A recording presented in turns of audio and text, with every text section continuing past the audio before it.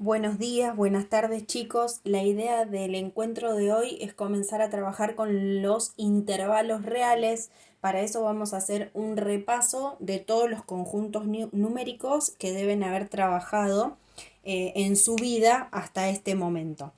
El gran conjunto de números reales, que está representado con una letra R, se divide en dos conjuntos, unos que se representan con la letra Q y otros que se representan con una letra I.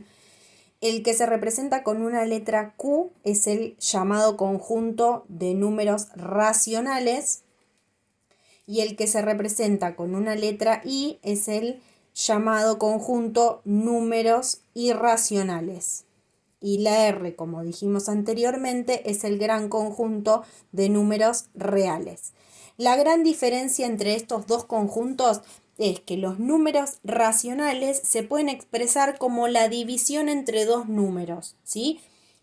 División, recuerden que también se puede decir como cociente, y la división entre esos dos números, siempre los mismos, son enteros, aclarando que el denominador no puede ser cero porque no existe la división por cero. Entonces, los racionales se pueden expresar como la división entre esos dos números enteros, que es también conocido como el concepto de fracción, y los números irracionales no se pueden expresar como un cociente porque tienen infinitas cifras detrás de la coma, por ser números decimales, que tienen infinitas cifras que son no periódicas. Por ejemplo, si ustedes se acuerdan del número pi, uno utiliza el número pi con la aproximación 3,14, pero en realidad detrás del 1 y del 4, que son las cifras decimales, tienen infinitas cifras detrás de la coma que son no periódicas.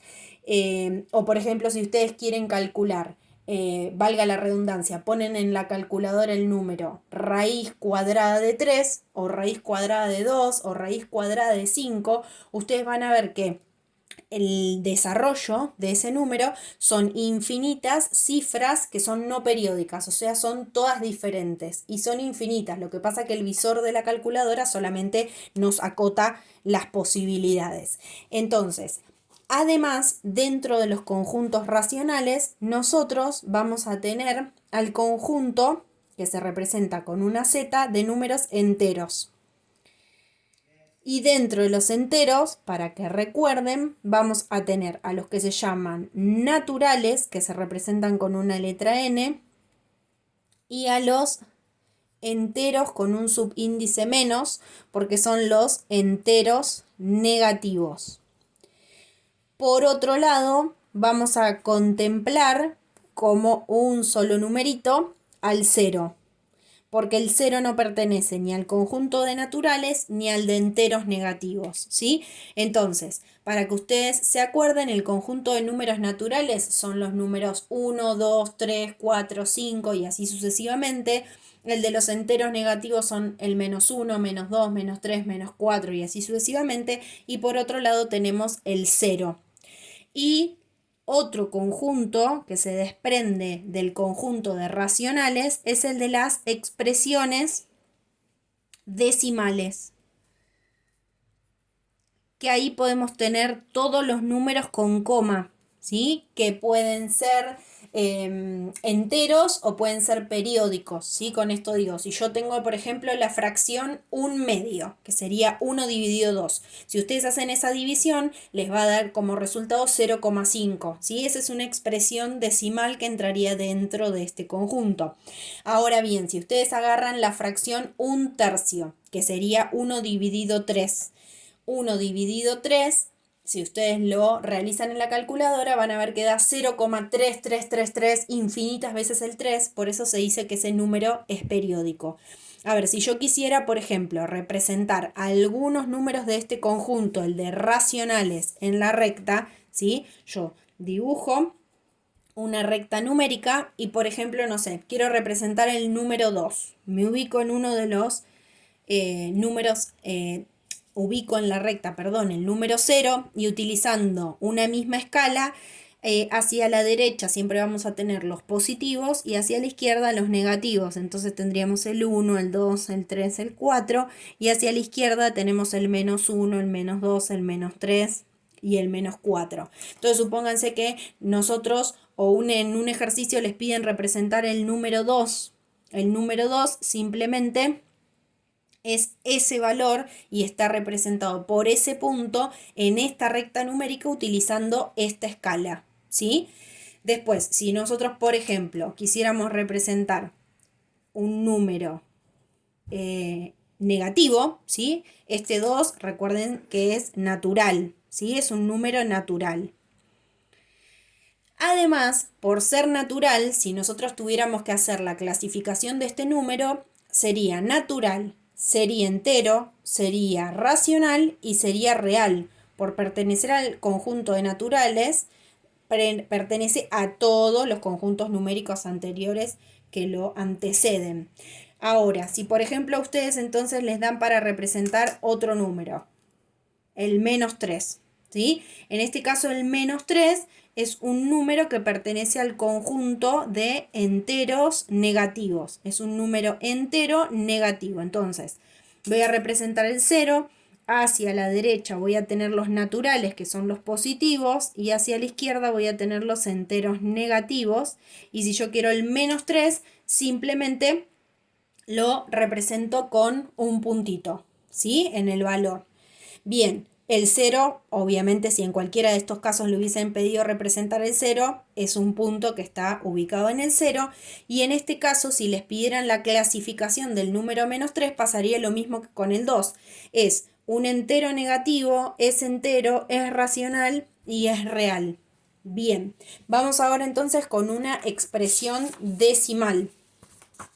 Imagínense que, como veíamos recién, a nosotros nos pidieran, esto es a modo de repaso porque no lo vamos a estar trabajando, pero simplemente para que lo recuerden.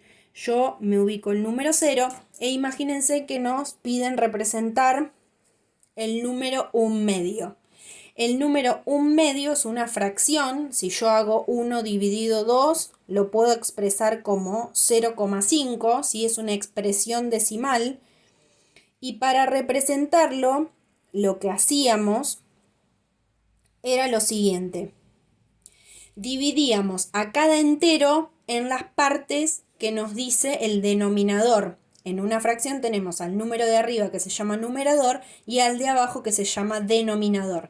Entonces, al entero quiero decir entre 0 y 1, entre 1 y 2, entre 2 y 3, entre 3 y 4, a esa distancia la tengo que dividir en dos partes porque nos dice el denominador que el entero está dividido en 2. Entonces, ¿qué quiero decir? Que de 0 a 1 voy a tener 2 unidades, de 1 a 2 voy a tener 2 unidades y así sucesivamente.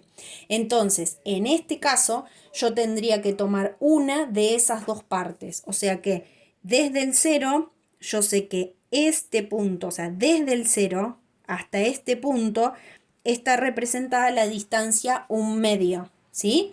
Si fuera negativa la fracción, se haría de la misma forma, pero hacia el lado de los negativos, hacia la izquierda.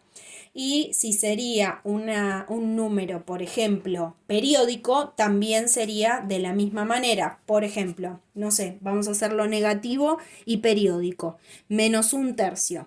Si ustedes hacen esa división en la calculadora, van a ver que les da 0,3 periódico, como hablábamos recién.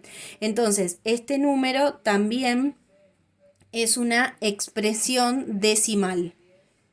Entonces, por ser negativo, desde el 0 lo vamos a representar hacia la izquierda. Y en este caso, ¿qué es lo que tendríamos que hacer? Cada entero tendría que estar dividido en 3 partes, ¿sí? En otra recta, pero yo se los represento acá para que ustedes lo vean. Entonces, desde el 0 tenemos 1, 2, 3 lugares hasta el menos 1. Ahí tendríamos que separar 3 lugares hasta el menos 2 y así sucesivamente. Y de esos 3 lugares solamente tomamos uno, que es el número que nos indica el numerador. Entonces, desde el 0 hacia este lado, tendríamos representado en ese punto la fracción menos 1/3. ¿Sí? En el caso de los números irracionales no es tan sencilla la representación, ¿sí? Uno puede hacerlo de manera aproximada utilizando otros recursos como el teorema de Pitágoras y triángulos rectángulos, pero no viene al caso a lo que estamos trabajando ahora, ¿sí? Simplemente quería hacerles un pantallazo de todos los conjuntos numéricos y cómo eran que se representaban los racionales, porque los irracionales no los vamos a estar trabajando, pero sí necesito que identifiquen quiénes son, como por ejemplo les había comentado anteriormente, el número pi, el número raíz cuadrada de 2, la raíz cúbica de 5. Todos esos valores que si ustedes colocan en la calculadora, detrás de la coma, en toda la parte decimal, tienen infinitas cifras que son no periódicas.